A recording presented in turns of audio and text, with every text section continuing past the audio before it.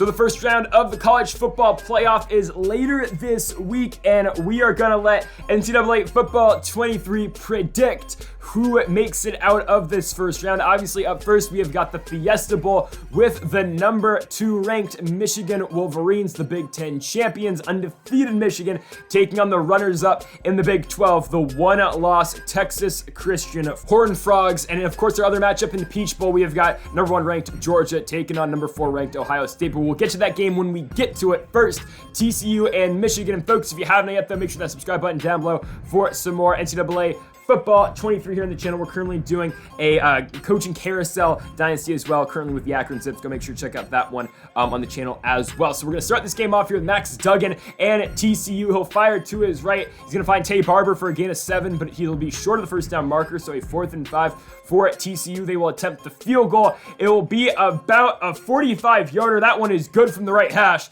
Texas Christian gets the scoring started first here in Glendale, 3-0 for TCU, but here comes J.J. McCarthy and the Michigan Wolverines on the screen. He will find his receiver right there in Roman Wilson for 7, but a 4th and 1. What will Michigan do with the offense? They will leave them on the field. Here comes McCarthy looking to throw to his right. He will find his receiver for the first down. Michigan over into TCU territory. Ronnie Bell with a huge gain of 23, and the Wolverines will keep the offense on the field, of course, for a 3rd and 4. Empty gun look. It's going to be a screen to the left. That ball by McCarthy is incomplete, and Michigan, just like Texas Christian, will elect to take the field goal. That one is good. 3-3 is our score as both teams exchange field goals to get this game going. Back with the football is Max Duggan and TCU. The former Heisman candidate in Duggan's going to keep on a read option. He cannot pick up the first down, though, and the ball's out. Michigan's going to recover as well.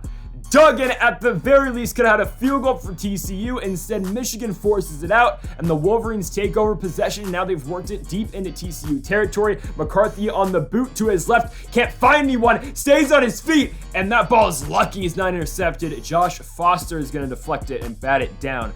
And Michigan, just like their first drive, will elect to kick a field goal. That one will be good. 6-3 is now the score.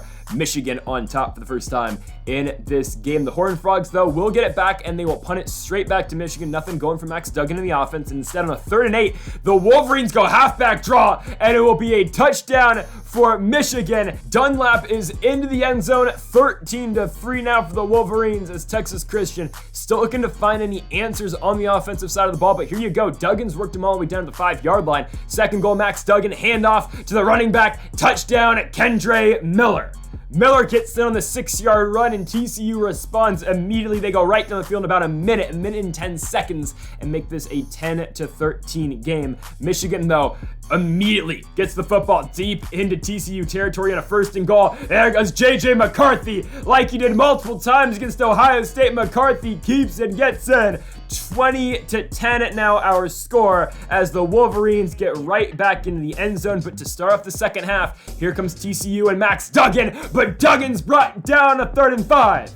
He'll lose 7, and it will be a very long field goal for Texas Christian. Mike Morris on the sack. They're still going to attempt it, though. From 50 yards out, the kick is good.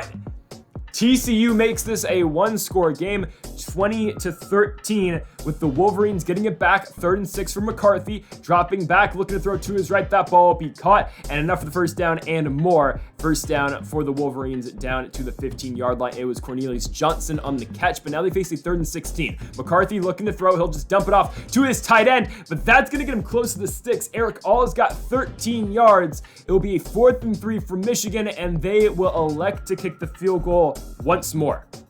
It's going to be a field goal. Good, of course, for Michigan. 23-13 now our score, with TCU getting the football back. And again, they've worked it deep into Michigan territory. 3rd and 2. Duggan is going to keep on the read option. Can he get in? Max Duggan shake and bake. He's in the end zone. Touchdown, Texas Christian. It is a 4-point game, 19-23. However, they missed the extra point after this, even though their kicker hit, a 50-yard field goal earlier in this game. So a 4-point lead for Michigan, and they are working the ball downfield. J.J. McCarthy hitting all of his receivers.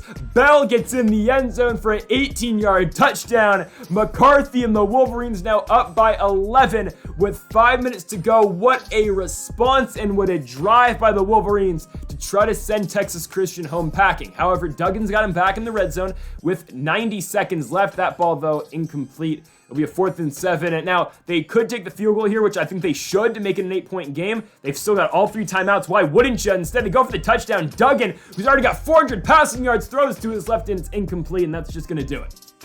I mean, you think about it right there. TCU takes the field goal. They make it an 8-point game. By the way, J.J. McCarthy, what an outing. 359 yards for McCarthy, 2 touchdowns, 1 in the air, 1 on the ground. And just a tremendous effort from Michigan here tonight. But yeah, you look at TCU, maybe you give Duggan a shot. You kick the field goal, you get the football back in his hands. I don't know. They didn't do it, though. They went for it on 4th down. Obviously, they did not convert, and Michigan wins here in the Fiesta Bowl 30-19. Again, McCarthy, 359 passing yards, a touchdown on the ground. Stokes with 70 rushing yards. Of course, doing all this without their star running back in Blake Corum. Johnson with 112 receiving yards. Tay Barber on the other side with 144 receiving yards for TCU. Again, Max Duggan and this offense tried their best. Duggan threw the football, 40 times tonight? 49 times.